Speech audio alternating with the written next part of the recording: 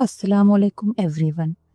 मेरी कहानी अच्छी लगे तो चैनल को सब्सक्राइब ज़रूर करें।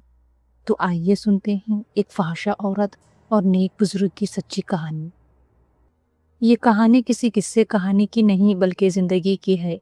ऐसी ज़िंदगी जो हमारे इर्द गिर्द अक्सर छुपी रहती है। किसी गली, किसी कोचे में, किसी टूटी फूटी कोठरी के दरो दीवार के पीछे एक औरत की दास्तान छुपी होती है जिसे दुनिया फ़ाहिशा कहकर नफ़रत की निगाहों से देखती है। मगर क्या वो औरत दुनिया में इसीलिए आई थी कि गंदगी और गुनाह में डूबी रहे, या फिर वो भी एक दिन किसी रोशनी की तरफ लौट सकती है?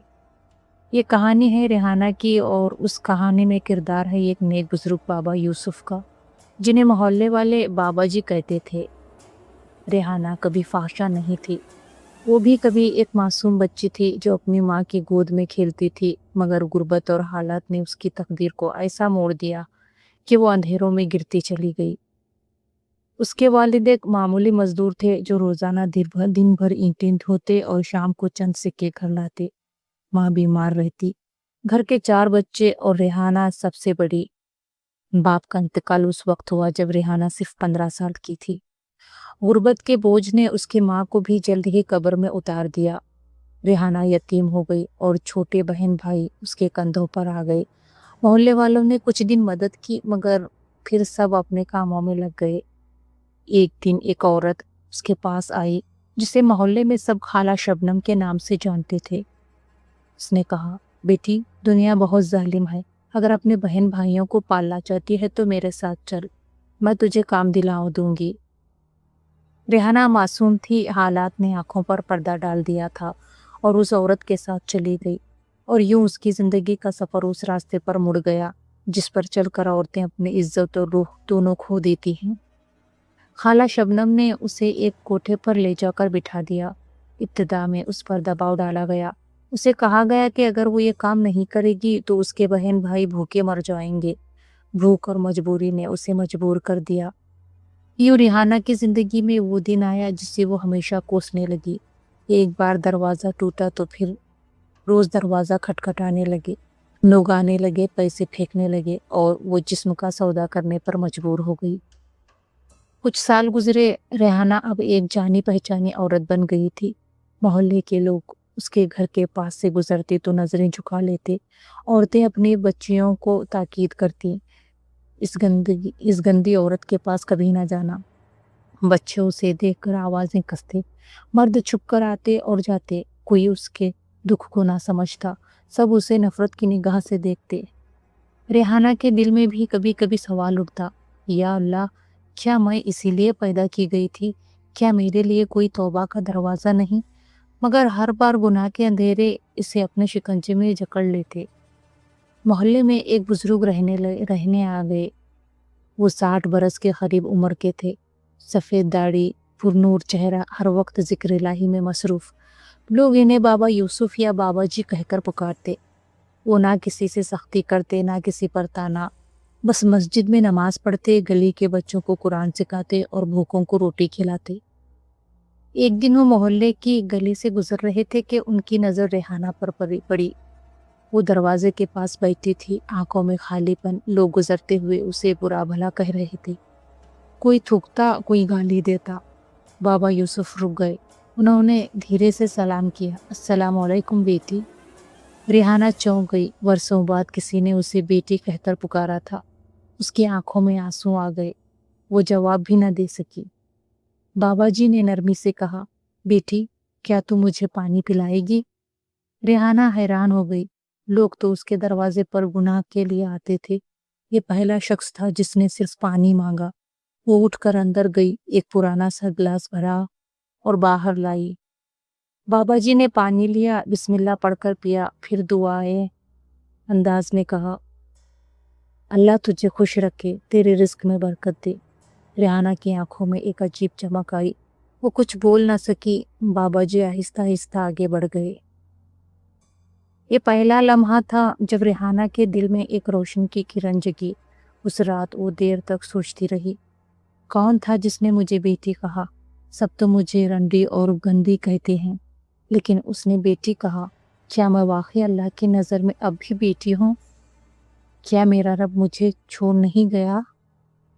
یہ سوال اسے رونے پر مجبور کر گیا۔ برسوں بعد وہ سجدے میں گری اور دیر تک روتی رہی۔ مگر اگلے دن پھر وہی زندگی تھی، وہی دروازے پر دستک، وہی مرد، وہی گناہ، معاشرہ سے کبھی آزاد نہ ہونے دیتا۔ ایک دن اس نے ایک نوجوان سے کہا، بھائی اللہ کے واسطے مجھے چھوڑ دے، میرا دل نہیں کرتا۔ وہ ہنس کر بولا، تو رنڈی ہے اور رنڈی کا دل نہیں دیکھا جاتا۔ یہ جملہ اس کے دل میں تیر کی طرح لگا۔ وہ اندر گئی اور آئینے میں خود کو دیکھنے لگی۔ اسے لگا جیسے اس کا چہرہ کسی غلاظت میں لتھڑا ہوا ہے۔ چند دن بعد بابا یوسف پھر اس کے دروازے سے گزرے اور رک گئے اور بولے، بیٹی کیا تو مجھے تھوڑی دیر بیٹھنے دے گی؟ دھوپ پڑی ہے۔ ریحانہ نے جھجکتے ہوئے کہا، جی بیٹھ جائیے بابا جی۔ بابا جی دروازے کے پاس بیٹھ گئے۔ وہ کچھ دیر خاموش رہے، پھر بولے، بیٹی دنیا تجھے جو بھی کہے، اللہ کا در کبھی بند نہیں ہوتا۔ اگر تو ایک قدم بڑھائے گی تو اللہ 10 قدم آگے بڑھ کر تجھے تھام لے گا۔ یہ سن کر ریحانہ کی آنکھوں سے سیلاب بہہ نکلا۔ وہ روتی رہی۔ بابا جی خاموش بیٹھے رہے۔ یہ ملاقاتیں بڑھنے لگی۔ کبھی وہ صرف سلام کرتے، کبھی پانی مانگتے، کبھی خیر و برکت کی دعائیں دیتے۔ آہستہ آہستہ ریحانہ کے دل پر اثر ہونے لگا۔ وہ رات کو چھپ کر قرآن کی پرانی کاپی کھولنے لگی جو اس کی ماں نے چھوڑ دی تھی۔ اسے الفاظ یاد نہیں تھے، مگر بابا جی نے اسے بتایا، بیٹی اللہ دل کی نیت دیکھتا ہے، تو چاہے تو پھر سے قرآن پڑھنا سیکھ سکتی ہے۔ ریحانہ ابھی 2 راہوں پر کھڑی تھی۔ ریحانہ کے دل میں وہ بیج بویا جا چکا تھا جو بابا یوسف کی نرمی، ان کے ایک لفظ بیٹی اور ان کی دعاؤں نے بو دیا تھا۔ اب وہ جب بھی گناہ کے لیے دروازہ کھولتی تو اس کے کانوں میں بابا جی کی آواز گونجتی، بیٹی اللہ کا در کبھی بند نہیں ہوتا۔ وہ کئی راتیں جاگ کر روتی، اپنے گناہوں کو یاد کرتی اور کبھی اپنے بہن بھائیوں کا سوچتی جنہیں اس نے پالنے کے لیے راستہ اختیار کیا تھا۔ ایک دن بابا جی اس کے دروازے پر آئے اور بولے، بیٹی کیا تو کچھ وقت کے لیے مسجد کے صحن میں آ سکتی ہے؟ وہاں عورتیں بھی آتی ہیں۔ ریحانہ کانپ گئی۔ بابا جی لوگ مجھے دیکھیں گے تو گالیاں دیں گے، مجھے مسجد میں کون آنے دے گا؟ بابا جی مسکرا کر بولی، بیٹی مسجد اللہ کا گھر ہے، اس کے دروازے پر کوئی پہرا نہیں، گناہگار ہو یا نیک سب وہاں جا سکتے ہیں۔ الفاظ ریحانہ کے دل پر بجلی بن کر گرے۔ برسوں سے اس نے مسجد کے قریب قدم نہیں رکھا تھا۔ رات کے وقت جب اندھیرا چھایا ہوا تھا وہ آہستہ آہستہ مسجد کے صحن میں گئی۔ وہاں بابا جی پہلے سے بیٹھے تھے۔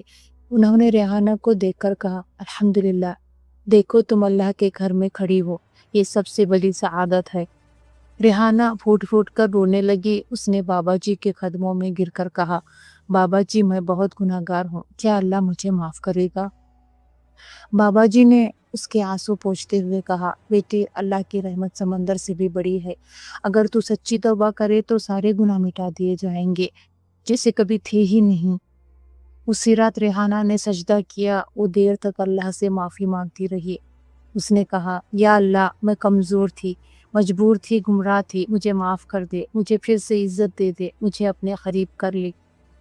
اس کے آنسو زمین پر گرتے رہے۔ وہ رات اس کی زندگی کی سب سے بڑی رات تھی۔ اگلے دن جب وہ اپنے دروازے پر بیٹھی تھی تو ایک پرانا گاہک آیا۔ اس نے پیسے لہرا کر کہا، چلو اندر۔